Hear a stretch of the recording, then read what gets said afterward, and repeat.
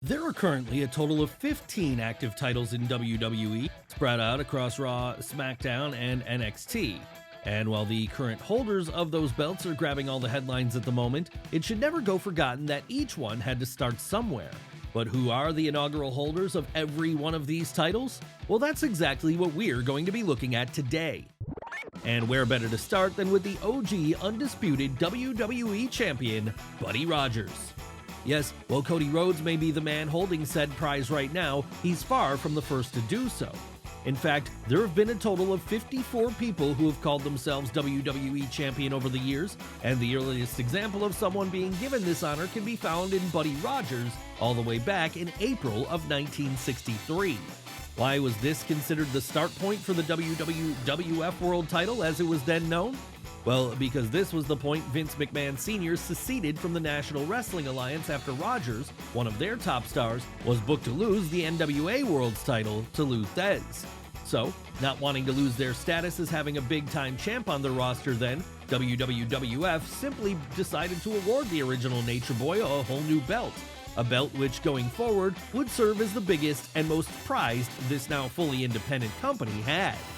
Sure, it wouldn't be a lengthy reign, as after only 36 days, Rogers would be booked to lose said title to the real top draw of New York at the time, Bruno Sammartino, with this marking the beginning of Bruno's legendary 2,803-day run on top. But even if the first ever WWF champion only ended up serving as a transitionary one, it doesn't change the fact that he was the first. And considering this is a belt which, for many today, is considered the most prized in all of wrestling, that's a very unique accolade to have, and one which not even his more famous Nature Boy counterpart Ric Flair can ever take away from him. That's right, never let it be forgotten that in the annals of time, while the likes of Hulk Hogan, Steve Austin, The Rock, John Cena, and Roman Reigns might ultimately be more closely associated with this particular piece of hardware, they were all only carrying on a legacy which began with Buddy Rogers.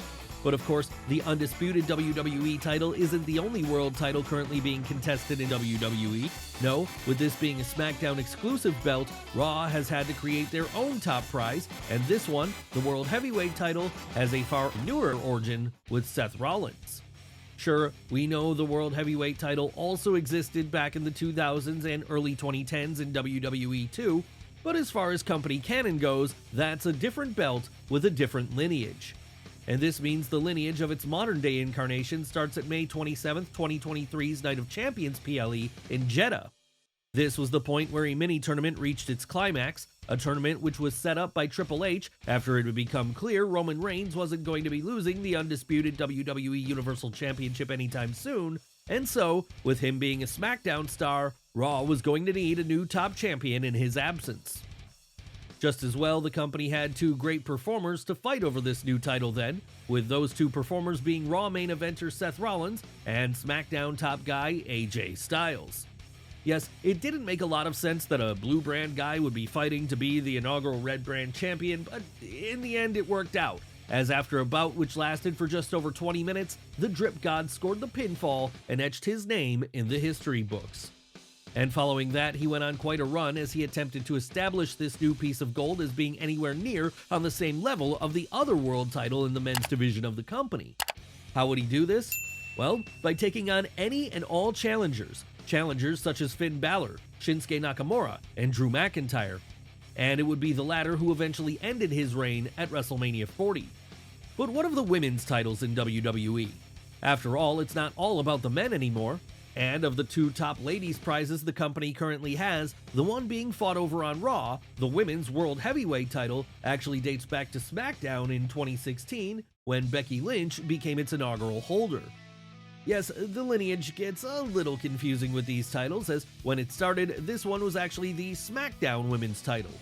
It's only after years of people being drafted and belts being swapped over, in fact, that it ever found its way to Raw in the first place, with it eventually being fully rebranded as the Women's World Heavyweight title there in 2023. And with its current holder being the man, that makes now a perfect time to talk about how she first earned it during the mid-2010s. Basically, the way she did this was by winning a six-pack challenge against Alexa Bliss, Carmella, Naomi, Natalya, and Nikki Bella following the 2016 draft. As with Raw getting the WWE Women's Champion during that draft, the blue brand was going to need one of their own going forward. And despite this coming before her meteoric rise to the top of the main event scene, Becky was still deemed the perfect person to win this match and try to establish the new title from there, as she was probably the best women's performer SmackDown had at the time. Sure, she'd end up losing the belt to Alexa Bliss 84 days later, making her somewhat of a transitional champion, but like with her husband Seth Rollins, during the time she did hold it, she was able to add a sense of legitimacy to the prize. One belt Becky won't be the first holder of, though, was the WWE Women's title, as that one also began life in 2016, with its original champion being none other than Charlotte Flair. That's right, it was at WrestleMania 32 where, after years of criticism over the Divas branding, WWE decided to dump the Divas Championship and revive the old Women's Championship in its place after almost a decade. And this meant the three-way bout between Becky Lynch, Sasha Banks, and then Divas champion Charlotte Flair at that show would be for the new WWE Women's Championship. But while many fans anticipated the Boss winning this one, especially after she was introduced down to the ring by her cousin Snoop Dogg, in the end, it was the Queen who retained, and in the process, earned the right to call herself the first WWE Women's Champion of the modern day. And that was an honor she didn't take lightly. No, following on from her big win, she'd go on a 113-day win streak, in fact, beating everyone and anyone who wanted to step up to her, with her only losing to Sasha Banks. But what of the other world title of WWE, the one contested over in the Developmental League on NXT? Well, that also only came into being relatively recently, during 2012 in fact. And as it happens, the first holder of this belt was also Seth Rollins. Yes, the Rollins-Lynch household strikes again, as this couple are destined for greatness and for being the first ones to win prestigious titles. Of course, this one happened long before Seth was the main event force of WWE he is today, though. Hell, it came a couple of years before he was even the architect of the Shield. No, back at that point, he was just a former Ring of Honor World Champion, desperately looking to prove himself in the WWE system. And prove himself he most certainly did, because after showing his bosses just how great he was during the crossover period where Florida Championship Wrestling turned into NXT, both Triple H and Dusty Rhodes felt like Rollins was the best man to represent this new brand going forward. So that was why, in the finals of an 8-man tournament which took place on the August 29th, 2012 episode of NXT's television, Seth would meet Jinder Mahal and would beat him to become the first ever world champion of the developmental show. And this was certainly something which motivated him to get even better than he already was, as over the 133 days which followed, he took on absolutely everyone and beat them in short order. In fact, when he eventually lost his gold to Big E, it was still only the start for the Davenport native in many ways, something his recent successes on Raw have proven. And if we were to take a guess, we'd say there are still plenty of successes yet to come for him on top of that. Will this include becoming the inaugural holder of even more belts as the years progress? It's entirely possible. That said, he'll never be the first holder of the NXT Women's title, the other world title on the developmental brand, as this honor goes to Paige, and Paige alone. That's right, while she may go by the name of Saraya today, one-time AEW Women's World Champion, before this, the British native was Raw and SmackDown superstar Paige, two-time Divas Champion. And before that, she was one of the early figures responsible for starting the women's revolution in WWE, something she did largely through her excellent feud with Emma on the Black and Gold brand back during the early 2010s. So it should come as little surprise then that when WWE were looking to crown their first ever NXT Women's Champion in the summer of 2013, it would be Paige and Emma who Triple H and Dusty Rhodes looked to, as with them being the two best women's wrestlers available, and with each having great chemistry together, it only made sense they'd ultimately meet in the finals of the 8-women tournament. That said, for as great as Emma was, and for as over as she'd gotten with her bad dancer gimmick, in 2013, there was just something special about Paige, as she felt so different to any other lady employed by WWE. And so that was why she'd end up being the one booked to win this one, and from there go on a 273-day run on top, which only came to an end when she moved up to Raw and became the Divas Champion for the first time. Sure, she could have defended both belts at this point, but feeling that was too much to ask of her, then NXT General Manager JBL chose to strip Paige of the developmental brand's belt here. And this meant the Englishwoman would hold the distinction of being one of those rare inaugural champs who was never actually beaten for her title. But what about the newest title in WWE? The Speed title? Well, the first winner of that is Ricochet. What is the Speed Championship? Well, if you haven't been on X recently, this is WWE's latest way to create something original by capitalizing on the growing market of new online fans. Yes, the rules of this belt are very particular, and this is that the matches for it have a time limit of 5 minutes. What can you do in 5 minutes? Well, a whole lot if you're a human highlight reel like Ricochet, of course. And so that's probably why, in the finals of a tournament which was held live on Twitter on May 3rd, 2024, Ricochet defeated Johnny Gargano in 4 minutes and 24 seconds to become the inaugural holder of the belt. Where will Ricochet go with the Speed title from here? That's hard to say, as it's still so new. Maybe he'll be able to transform it into something that makes it to TV, or maybe it will remain a largely Twitter-exclusive prize. Whatever happens, though, there will always be only one first champion, and that champion will be him and him alone. But this isn't the only title Ricochet has found himself in the orbit of during its inception, as the same thing also happened with the NXT North American Championship. That said, try as he might, he wouldn't be able to earn the right to call himself inaugural holder of that one. No, instead, such an honor would go to Adam Cole, baby. Yes, the devil himself will be the one who ultimately goes down in the history books as the first North American champion, as, after going to war in a 6-man ladder match at April 7th, 2018's TakeOver New Orleans, it would be he who was able to pull the belt down from the rafters and call it his own. Of course, it only made sense Cole would be the first man to do this, as back in 2018 he was absolutely on fire in the developmental brand, with him arguably being the most over person there despite being a heel. And this was something he'd achieved by not only having routinely excellent matches, but also by always having his Undisputed Era stablemates there to back him up at every step along the way. Sure, you could argue this gave him an unfair advantage, especially going forward, as Kyle O'Reilly, Bobby Fish, and Roderick Strong constantly helped him to keep the North American title around his waist for the next 133 days. But he was a heel, so what else was he expected to do? In fact, we're surprised he didn't hold the belt longer, with the only reason he dropped it to Ricochet at all at August 18th, 2018's TakeOver Brooklyn 4 seeming to be that WWE had bigger plans for him as a world champion. And while he would eventually win that world title in April of 2019, arguably his finest achievement in NXT remains the fact that he was the first person to hold the secondary prize. Hell, this gave him a sense of momentum which he has carried over to AEW today, as following a headlining spot at Wembley Stadium in August of 2023, he looks set to enter into a big-time blood feud with MJF once both are healthy again.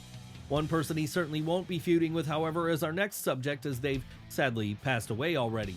But whether dead or alive, everyone will always remember Pat Patterson as the inaugural Intercontinental Champion. No, he didn't win it in a one-night tournament in Rio de Janeiro in September of 1979. That was just a bit of WWE canon the company used in order to make the whole thing feel more special.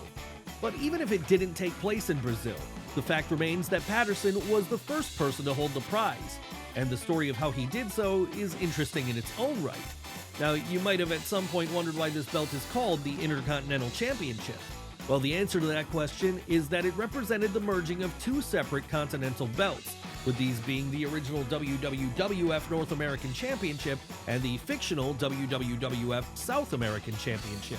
Yes, back then, the North American title was in the possession of Ted DiBiase, and as the story goes, in June of 1979, he challenged the supposed South American champion, a championship which had just appeared out of nowhere one day and was said to be held by Pat Patterson, to a winner-take-all match in Rio, with the victor being crowned the Intercontinental Champion.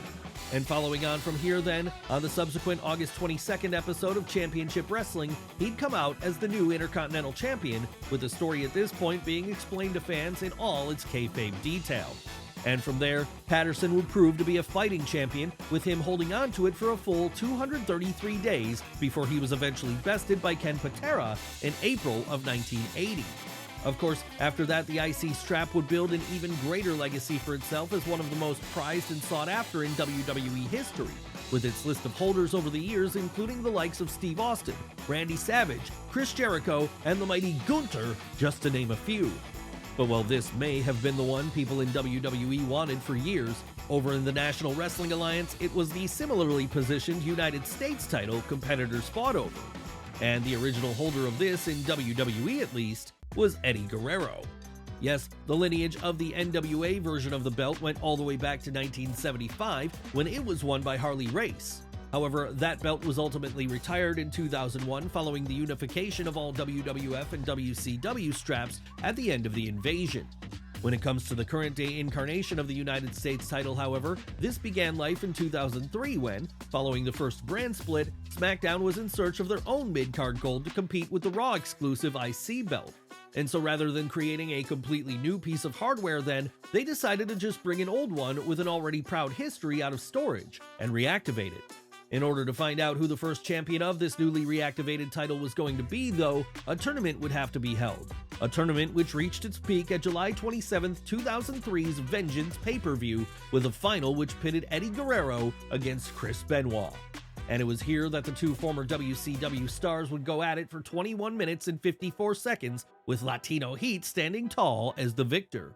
After that then, realizing he had some big shoes to fill considering this was a title which had once been held by the likes of Ric Flair, Sting, and the aforementioned Harley Race, Eddie continued to put his working boots on as he defended it in some great bouts over the 84 days which followed. Sure, it wasn't the longest of reigns as it would only last for 84 days, but that doesn't take away from the fact that in its current incarnation with its current lineage, Guerrero represents the first man to take that title and make it his own. But what of the tag team titles of WWE? After all, we've spent a lot of time talking about singles gold thus far, but those are far from the only pieces of hardware fought over inside of a Fed ring. Well, when it comes to the current World Tag Team Championships held by the Awesome Truth, their lineage stretches all the way back to October of 2002, when Kurt Angle and Chris Benoit became their inaugural holders. And back then, they weren't Raw exclusive titles either, as per the rules of the first brand extension, they'd be SmackDown originals. And in the match which determined who those first champions would be, 4 members of the SmackDown 6 would do battle, as here it would be Angle and Benoit going up against Edge and Rey Mysterio in the finals of a tournament held at that year's No Mercy pay-per-view. And while their run only lasted for 16 days, during that period they were able to squeeze in a couple of matches, including one more against Edge and Rey, the team they would ultimately drop the belts to on the November 5th, 2002 episode of the Blue Brand. Why was this first run so short? Well, we were still running on the fumes of the Attitude Era here, and so short reigns were something of the norm. But even if it was short, Angle and Benoit were still able to do what they needed to do in order to get the ball rolling and start a lineage which is carried on to this day. And they're not the only tag team belts in current-day WWE which have a proud lineage either. Though when it comes to the WWE tag team titles, the ones currently held by A-Town Down Under, well, they don't stretch back quite so far, as they first came into existence in 2016 when Heath Slater and Rhino won them. Yes, this was after the second brand split took effect and SmackDown needed some tag belts of their own after it became clear the other ones were going to be Raw exclusives going forward. So, quickly getting to work on crowning new champions then, a tournament was booked by Blue Brand bosses Shane McMahon and Daniel Bryan, which would pit the best duos Thursday nights had to offer against one another. And in the end, it would all come down to a final showdown which saw Rhino and Heath Slater challenge the Usos at that year's Backlash pay-per-view. But while the Usos might be the name most people commonly associate with these particular pieces of hardware today, this was before they'd really reached their final form. And so on that night, it was the underdog babyface duo of Slater and Rhino which got the win, something which came much to the delight of fans. Sure, they would lose them only 84 days later to the Wyatt family pairing of Bray Wyatt and Randy Orton. But the feel-good moment was that their initial win remains regardless, as does the fact that they were the first. But what of the other tag team titles of WWE's main roster, the women's tag team titles? Well, their lineage goes back to February of 2019, as it was then when they were won by the Boss and Hug Connection. Yes, it was on the Elimination Chamber show held on the 17th of that month that Sasha Banks and Bayley were able to finally make a dream they'd been pursuing for some time by then come to fruition. And that dream was for modern-day WWE to feature a set of women's tag team titles. Why were they so insistent on this being a thing? Well, they felt that with the women's division coming on leaps and bounds in WWE during the late 2010s, it was about time it got some doubles gold once more. Of course, as we've seen since, however, the women's tag division hasn't always been booked the best. But that first big win for the Boss and Hug Connection remains special regardless, as back then, it felt like there was so much hope surrounding the belts while they were being held by two of the best women's wrestlers in North America. And it wasn't as if they had an easy route towards winning them either, as in order to do so, they'd have to defeat not only the Riot Squad, but also Nia Jax and Tamina, Mandy Rose and Sonya Deville, Carmella and Naomi, and the Iconics inside of the Elimination Chamber itself. Sadly though, this run would only last for 49 days before Banks and Bayley were booked to drop the belts to the Iconics at WrestleMania 35. But what about another set of tag team belts we haven't yet discussed, the NXT tag team titles? As their first champions, British Ambition got a much more eventful run with them back in 2013. Who were British Ambition? Well, they were the team made up of Exeter's own Oliver Gray and Adrian Neville. And the way they won these belts was by going all the way to the finals of a tournament held in January of that year, and there besting the Wyatt family duo of Luke Harper and Eric Rowan. Of course, once they won these titles, then British Ambition wasted no time in getting down to work by defending them against all comers and winning at each and every opportunity, proving that sometimes the UK really does do it better. What happened after that? Well, British Ambition went on their own separate paths, with Gray returning to the Indies, all while Neville eventually transformed back into Pac, the one-time AEW International Champion and one-time AEW Trios Champion. Sure, it's a shame we never got to see them do much more together, but they'll always have that inaugural NXT Tag Team title run, if nothing else. But what of a title which was originally created for the UK? Well, that's the subject of our next entry, of course, the NXT Heritage Cup, and its first winner, A-Kid. Now, we know this isn't a title in the sense that there's a belt for it. Rather, it's closer to a ceremonial trophy like the King of the Ring. However, it still qualifies as an active prize NXT competitors can fight over. And the way it's fought over differs in the sense that it's done via the old British pro wrestling system of short rounds, akin to a boxing match. Yes, this was the way things were always done back in the old World of Sport days. So you'd think a Brit would have been a shoo-in to win this one when it was first introduced on NXT UK in November of 2020 then. But in a moment that surprised many, in the end it would be Trent Seven who lost in the finals of a tournament to none other than Madrid native A-Kid. And this also gave A-Kid the distinction of being the first Spanish-born wrestler to win a WWE title. If we don't count Kane, that is. So it was an extra special moment for him. And this drove him all the more as he went on to defend the Heritage Cup all throughout the lockdown under the traditional rules with which it was created, with him only eventually dropping it to the other peak of Mustache Mountain, Tyler Bate, around the same time fans started returning to arenas on May 20th of 2021. Still, even if A-Kid lost here, a 174-day run on top is nothing to be sniffed at. And being the first to win such a prize is also a feather in his cap no one can ever take away from him. But then, the same could be said about everyone we've discussed today, as between them, they've all shown how important being the original can be when it comes to carving your name in the history books.